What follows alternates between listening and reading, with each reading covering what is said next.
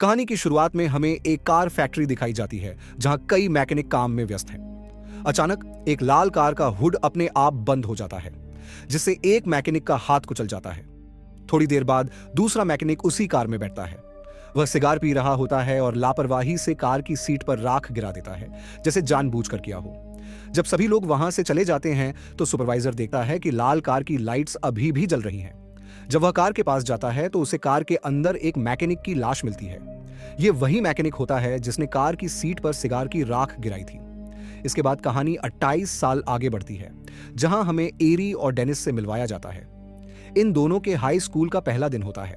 School से घर लौटते वक्त एरी एक लाल कार देखता है जो एक घर के बाहर खड़ी होती है। कार की हालत बहुत खराब होती है, मानो हाल ही में किसी हादसे का शिकार हुई हो। एरी उस कार से काफी अट्रैक्ट हो जाता है और उसमें बैठ जाता है। तभी घर का मालिक बाहर आता है और बताता है कि ये कार उसके भाई की थी, जिसकी हाल ही में एक सड़क दुर्घटना में मौत हो गई। एरी कार को बहुत पसंद करता है तो मालिक उसे कार सिर्फ $200 में बेचने की पेशकश करता है। एरी बहुत खुश हो जाता है क्योंकि उसने अपनी पॉकेट मनी बचाकर रखी होती है और उसी से कार खरीदने का फैसला करता है। डेनिस उसे समझाने की कोशिश करता है कि कार की हालत बहुत खराब है, लेकिन एरी उसकी बात नहीं सुनता और कार खरीद लेता है।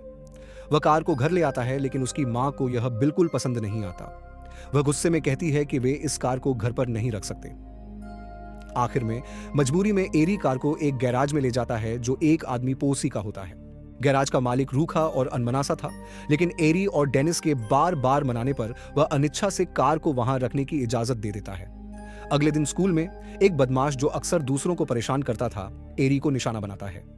डेनिस बीच में आकर उस बदमाश से एरी का लंच लौटाने के लिए कहता है, लेकिन बदमाश उल्टा एरी का लंच जमीन पर गिरा देता है और उसे धक्का मारता है, जिससे एरी की चश्मा गिर जाती है। इसके बाद बदमाश एरी की चश्मा पर पैर रखकर उसे तोड़ देता है। गुस्से में डेनिस अपने दोस्त का बचाव करता है और बदमाश से भिड़ जाता है, लेकिन बदमाश के दोस्त डेनिस पर टूट पड़ते हैं। इससे पहले कि मामला और बिगड़ता, एक टीचर आ जाता है।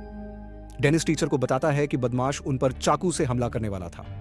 जब टीचर बदमाश की तलाशी लेता है तो सच में उसके पास से एक चाकू मिल जाता है, जिससे उसे तुरंत स्कूल से निकाल दिया जाता है। स्कूल के बाद एरी अपना सारा खाली समय गैराज में बिताने लगता है, जहां वह बिना थके अपनी कार को ठीक करने में जुटा रहता है। उसे कारों की अच्छी जानकारी होती है, लेकिन कार को पूरी तरह ठीक करने के लिए उसे कई पार्ट्स की जरूरत होती है। गैराज मालिक उसे एक सौदा पेश करता है। एरी जितने पार्ट्स चाहिए ले सकता है, लेकिन बदले में उसे गैराज में काम में मदद करनी होगी। एरी ये शर्त मान लेता है और दिन रात कार की मरम्मत में लग जाता है। धीरे धीरे एरी को कार की सनक सी हो जाती है।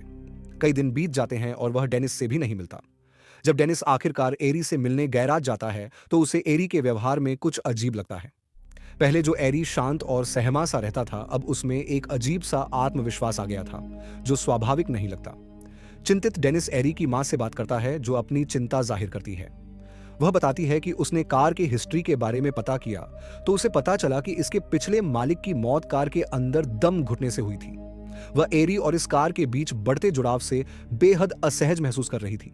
सच्चाई जानने के लिए डेनिस उस आदमी से मिलने जाता है जिसने एरी को कार बेची थी। वह उससे कार और उसके स्वर्गवास भाई के बारे में पूछता है। आदमी एक डरावनी कहानी सुनाता है। उसके भाई ने जब से उस कार को खरीदा, वह उसके प्रति जुनूनी हो गया। दिन रात बस उसी के बारे में सोचता रहता था। आखिरकार उसके भाई और पूरे परिवार की मौत एक भयानक हादसे में हो गई, जिसमें यही कार शामिल थी। लेकिन जो सबसे डरावनी बात थी वो ये कि उस हादसे के बाद भी कार किसी तरह अपने आप उसके घर वापस लौट आई थी। यह सुनकर डेनिस के रोंगटे खड़े हो जाते हैं। उसे एहसास होता है कि इस कार में कुछ बेहद भयावह और खतरनाक राज छिपा है। डेनिस एरी से बात करने के लिए गैराज जाता है, लेकिन वहां एरी नहीं होता। इसके बजाय डेनिस देखता है कि कार पूरी तरह से मरम्मत हो चुकी है और एकदम नई जैसी लग रही है। वह कार का दरवाजा खोलने की कोशिश करता है, लेकिन दरवाजा नहीं खुलता। अचानक कार का रेडियो अपने आप चालू हो जाता है और उसमें से अजीब सा संगीत बजने लगता है। डर के मारे डेनिस गैराज से बाहर भाग जाता है। अगले दिन स्कूल में फुटबॉल मैच होता है, जिसमें डेनिस हिस्सा लेता है। खेल के दौरान वह देखता है कि एरी अपनी कार में ली के साथ आता है, जो स्कूल की सबसे खूबसूरत लड़की है और जिसे हर कोई डेट करना चाहता है। डेनिस हैरान रह जाता है जब वह देखता है कि ली सबके सामने एरी को किस करती है। इस अप्रत्याशित घटना से डेनिस स्तब्ध रह जाता है, जिससे उसका ध्यान खेल से हट जाता है। इसी दौरान उसे एक खिलाड़ी जोर से टैकल करता है, जिससे वह जमीन पर गिरकर बेहोश हो जाता है। जब डेनिस को होश आता है तो उसे पता चलता है कि उसकी गर्दन में चोट आई है। एरी उससे मिलने आता है और डेनिस को एहसास होता है कि एरी पूरी तरह बदल चुका है। कभी सबकी सुनने वाला और झगड़ों से बचने वाला एरी अब निडर और आत्मविश्वास से भरा हुआ लगता है। अगले दिन एरी और ली कार में साथ होते हैं और दोनों एक दूसरे के करीब आ रहे होते हैं। लेकिन अचानक ली कार से बाहर निकलने का फैसला करती है और एरी उसे वापस अंदर आने के लिए मनाने की कोशिश करता है। ली गुस्से में कहती है, तुम इस कार से मुझसे ज्यादा प्यार करते हो। एरी उसे समझाता है, नहीं, तुम मेरे लिए बहुत खास हो, अंदर चलो, बारिश हो रही है। ली अनमने मन से मान जाती है और दोनों कार में लौट आते हैं। जैसे ही वे कार के अंदर बैठते हैं, वाइपर अपने आप चालू हो जाता है। एरी यह देखने के लिए कार से बाहर जाता है कि क्या गड़बड़ है।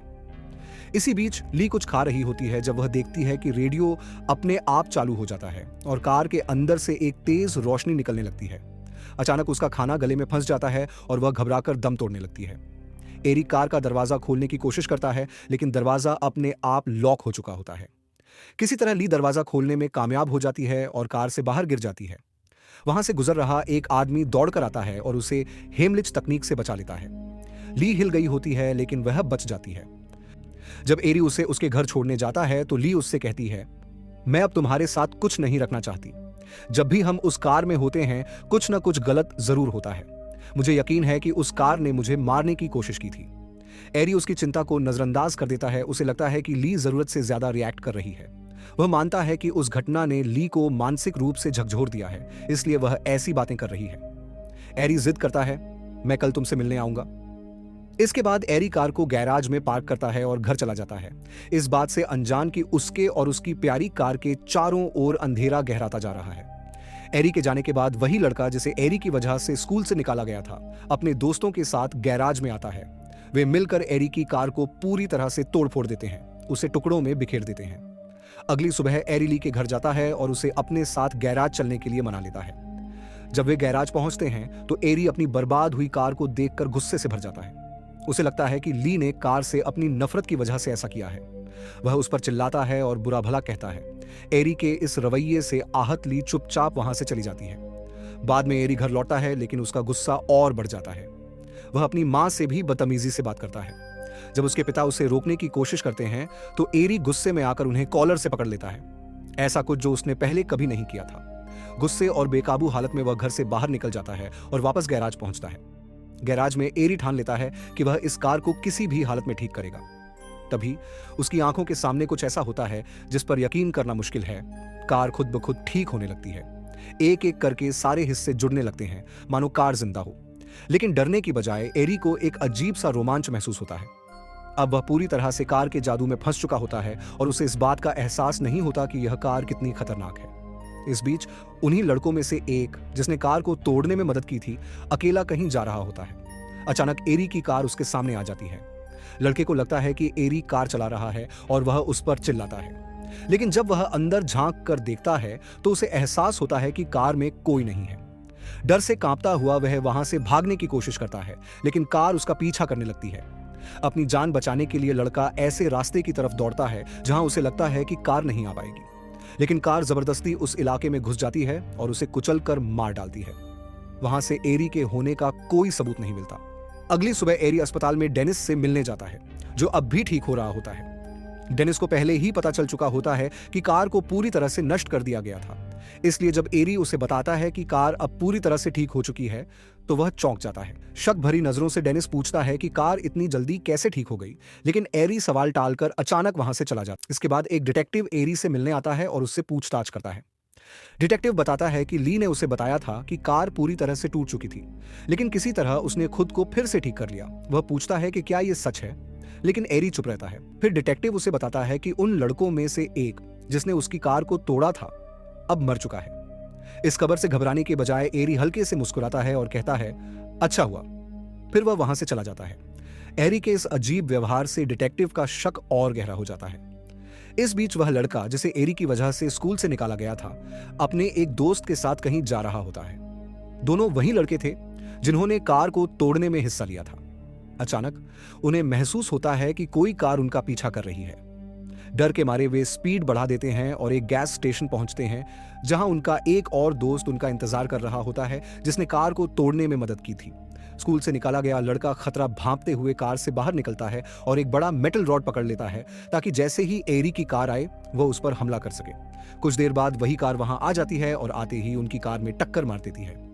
लड़का देख लेता है कि ये एरी की कार है और गुस्से में चिल्लाता है कि एरी बाहर आए, लेकिन कार रुकने के बजाय बार बार उनकी कार को टक्कर मारती है, जिससे वह कार गैस स्टेशन के गैराज में जा घुसती है। टकराव के चलते कार से ईंधन लीक होने लगता है और अचानक एक बड़ा धमाका होता है, जिसमें 2 लड़के वहीं मारे जाते हैं। तीसरा लड़का, जो पहले एरी को तंग करता था, जान बचाने के लिए भागने लगता है, लेकिन जलती हुई कार आग से निकलकर उसका पीछा करती है।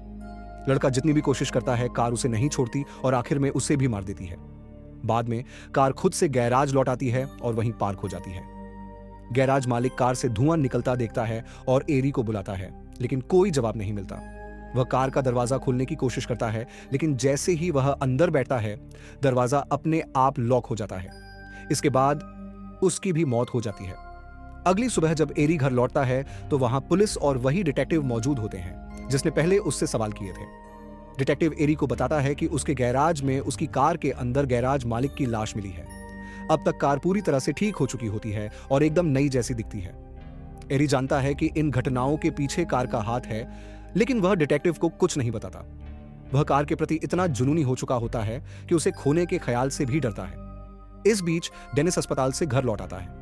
ली उससे मिलने आती है और उसे बताती है कि उसे लगता है कार ने एरी पर कब्जा कर लिया है। डेनिस सहमत होता है और कहता है, मुझे भी ऐसा ही लगता है। मैं एरी को बहुत सालों से जानता हूं। वह इतना अच्छा और दयालु लड़का था, हमें उसे बचाना होगा।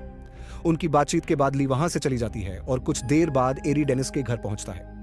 एरी डेनिस को कार में घूमने के लिए बुलाता है और डेनिस उसकी बात मान लेता है। ड्राइव के दौरान एरी बहुत तेज गाड़ी चलाने लगता है।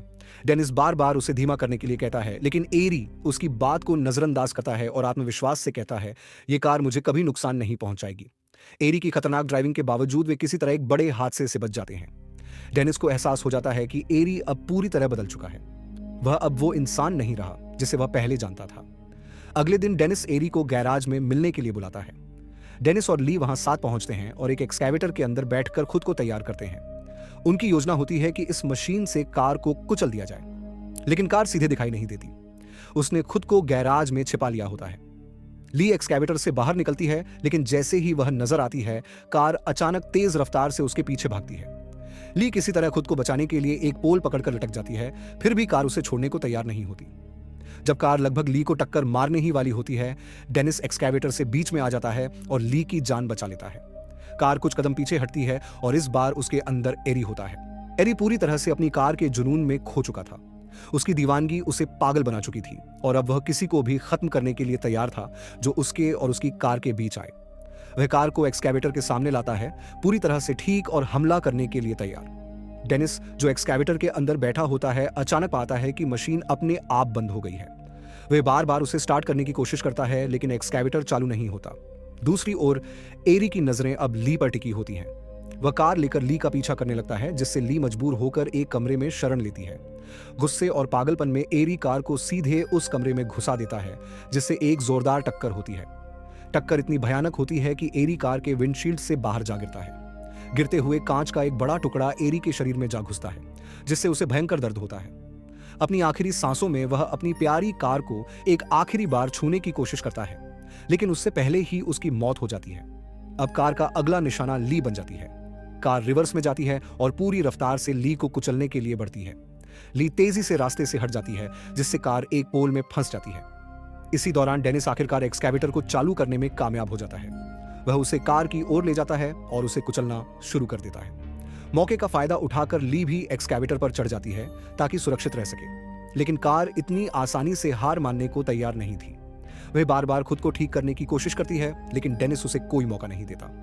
वह एक्सकैवेटर की पूरी ताकत से कार को कुचलता है, जब तक कि वह पूरी तरह से नष्ट न हो जाए। आखिरकार कार की खतरनाक शक्तियों का हमेशा के लिए अंत हो जाता है। अगली सुबह डिटेक्टिव सुनिश्चित करता है कि कार को पूरी तरह से कुचलकर कबाड़ खाने में फेंक दिया जाए। डेनिस और ली भी वहां मौजूद होते हैं। वे दोनों राहत महसूस करते हैं कि अब यह डरावना सपना खत्म हो गया है।